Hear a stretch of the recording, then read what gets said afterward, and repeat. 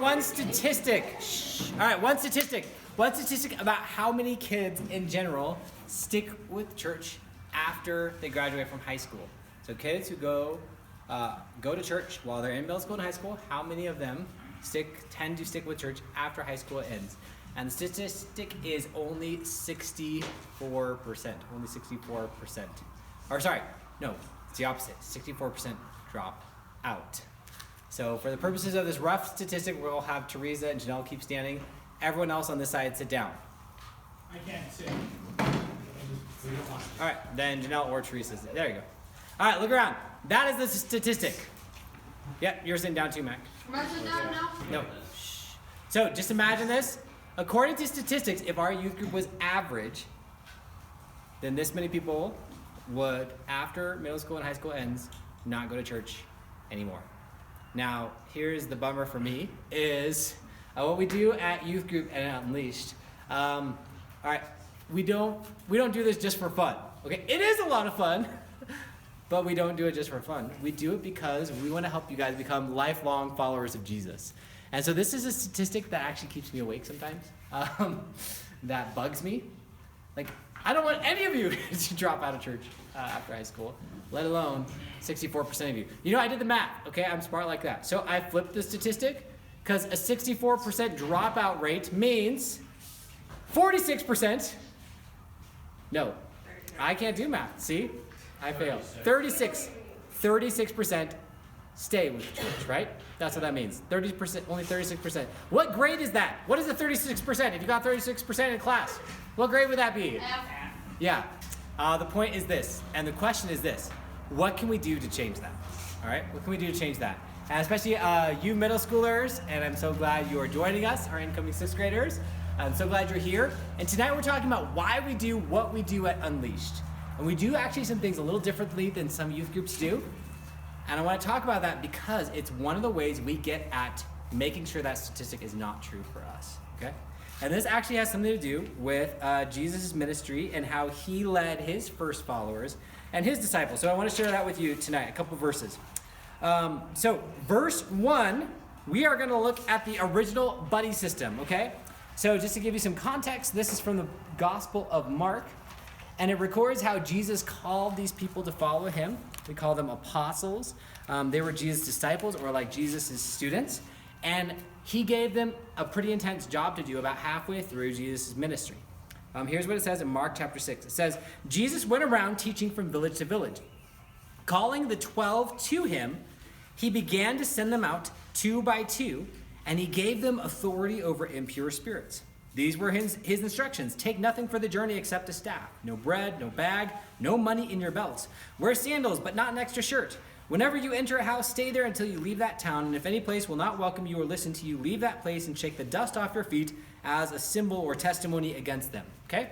So, Jesus says, hey, disciples, I'm sending you out in groups of 2. So if there's 12 apostles at this point, how many groups?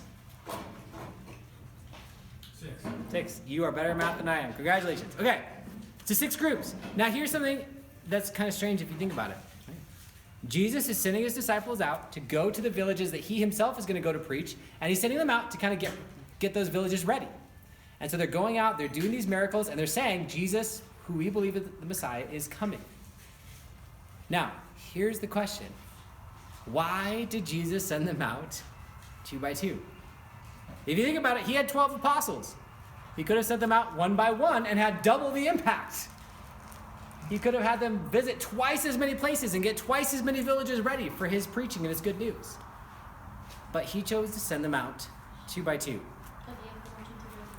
Why? Why did Jesus half his impact, only send his disciples to half as many places? Why was it so important for Jesus that the disciples had someone else with them? Now we get an answer in Matthew 10. Matthew 10 records Matthew's version of these same events. All right, so the same account in Matthew, but in this one we get something extra. Let me read to you what Jesus says. It's kind of a funny verse in some ways. Here's what Jesus says when he's sending out these disciples. He says in Matthew 10:16, I am sending you out like sheep among wolves. Okay, usually when a sheep and a wolf go to battle, who wins? Yeah, usually the wolf. All right. We struggle with more than math. Also, biology. Okay. Therefore, Jesus says, therefore, because I'm sending you out like sheep among wolves, be as shrewd as snakes. Shrewd means wise or careful or crafty, right? You are like sheep among wolves, so you have to be extra careful, right? You have to be extra wise in how you live and how you navigate this mission. So be as shrewd as snakes and as innocent as doves. Be on your guard. You'll be handed over to the local councils and be flogged, be whipped in the synagogues. And he goes on and describes some other pretty not fun things, okay? And this, I think, is a key part of the answer is why did Jesus send out the disciples 2 by 2 instead of 1 by 1? Because he didn't want them to get eaten alive. That's the answer, all right? Jesus sent out the disciples 2 by 2 because he knew he was sending them on a really difficult mission. And that if he sent them out 1 by 1, they would get eaten. They would get taken out. And he knew that if he sent them out 2 by 2, and if each of them had a buddy to lean on when times were tough and to keep them strong, then they would persevere in their mission and they would make it through to the other side. So this is the main idea all this paints for us and explains why we do what we do at Unleash Youth. Okay, so here's the main idea for tonight. Your ability to deal with difficulty is determined by the depth of your community. Okay? That's a big statement. I'm going to say it again. Your ability to deal with difficulty, with hard things in life, how well you handle that is determined by how strong your core group of friends and relationships are. Your ability to deal with difficulty is determined by the depth of your community. And guys, just this relates to my own story in a pretty significant way. So I was heavily involved in my youth group all through middle school, not in middle school, actually just in high school. And the people in my youth group became some of my closest friends. In my junior and senior year of high school, my parents were going through a really hard time. They were actually even considering getting a divorce. I had a lot of siblings, so things were really, really hard at our house.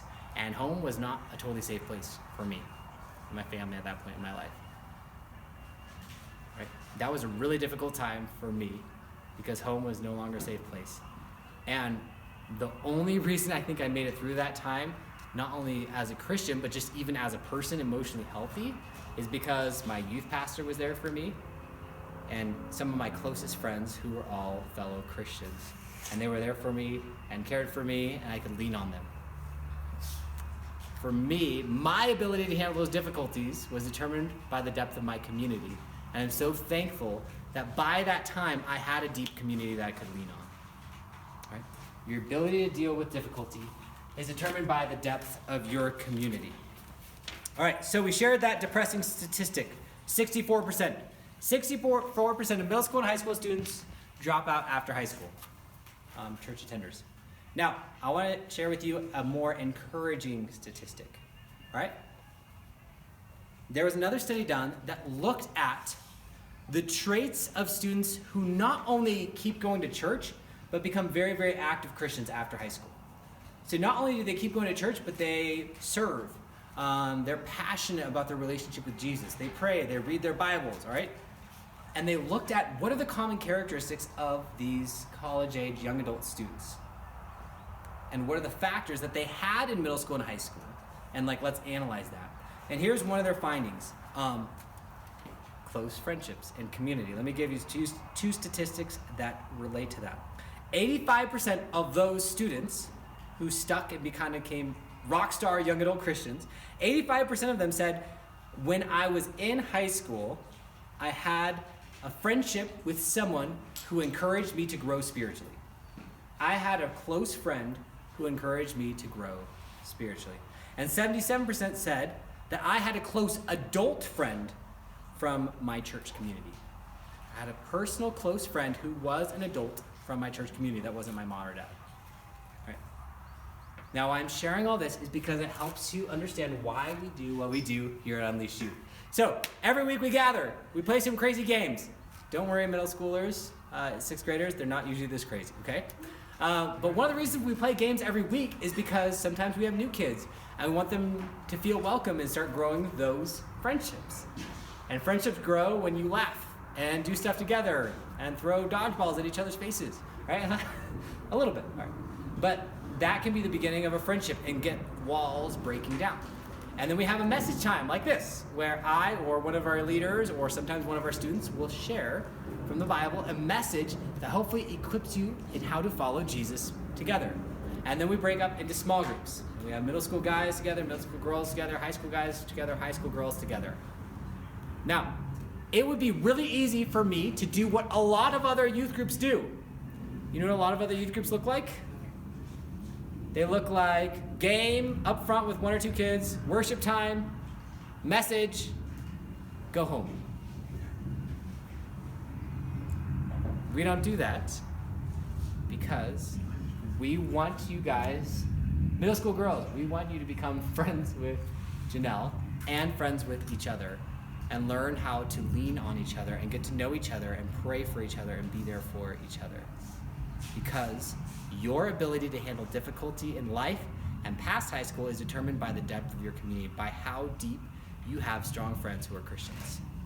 So that's why we do what we do at Unleashed Youth, because we are not just having fun together, although we are doing that. We are trying to give you a deep community of fellow Christian friends who can be there for you when you go through tough times and can walk with you. Does that make sense? When I think about all this, it's not just a statistic for me. One of my close friends in high school was a guy named Luke, which is kind of funny. And Luke was pretty important to my own faith journey because he's the one who originally invited me to youth group. So he was a grade older than me.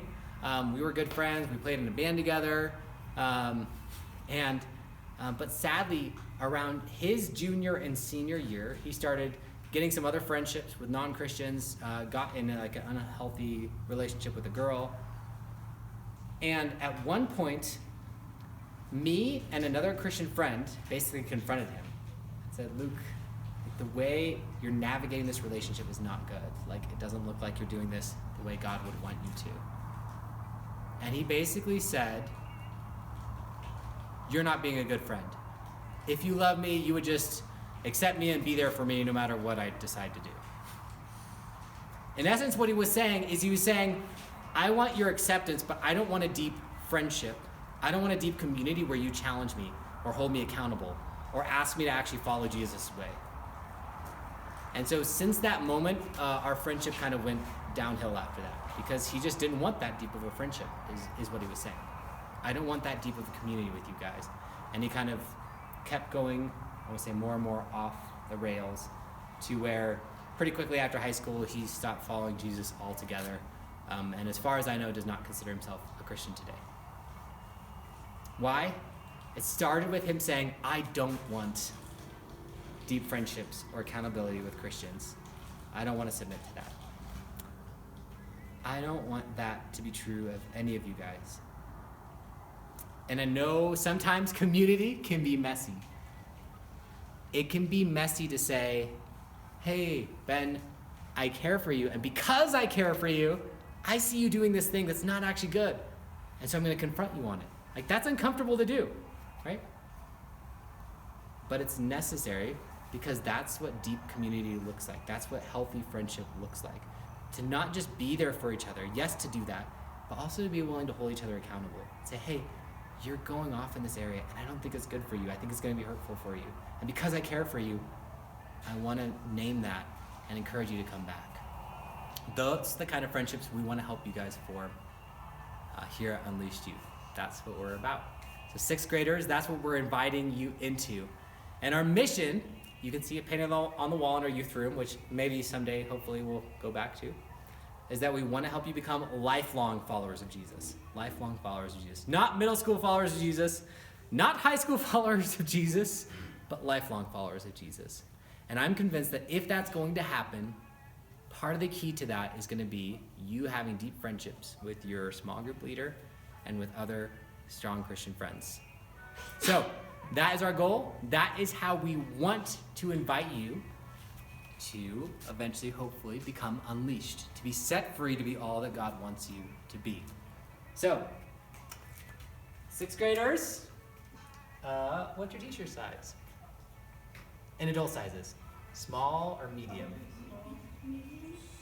In adult size, it'd probably be small. You are all small. Congratulations. So your mission, should you choose to accept it, is to join us and to push towards deepness. So everyone's application is this, okay? When we have small group, I want you to push to depth. Does that make sense? I want to encourage you to grow in being uncomfortably open with each other. All right? Instead of just saying, yeah, I should pray more, the end. All right, let's move on. All right?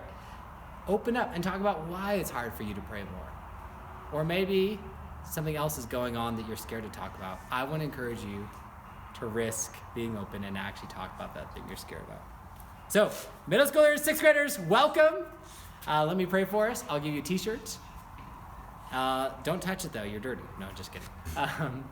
And we'll split into small groups for discussion. So God, I thank you for this night. I thank you for the fun, messy games we got to have.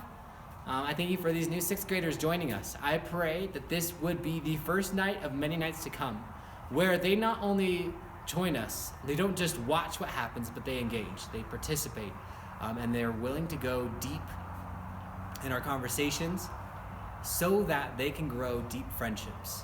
And people who will be there for them when they need it, people that they can be there for when they need it, and together that we would all grow together as we seek to follow you, Jesus. In your name we pray.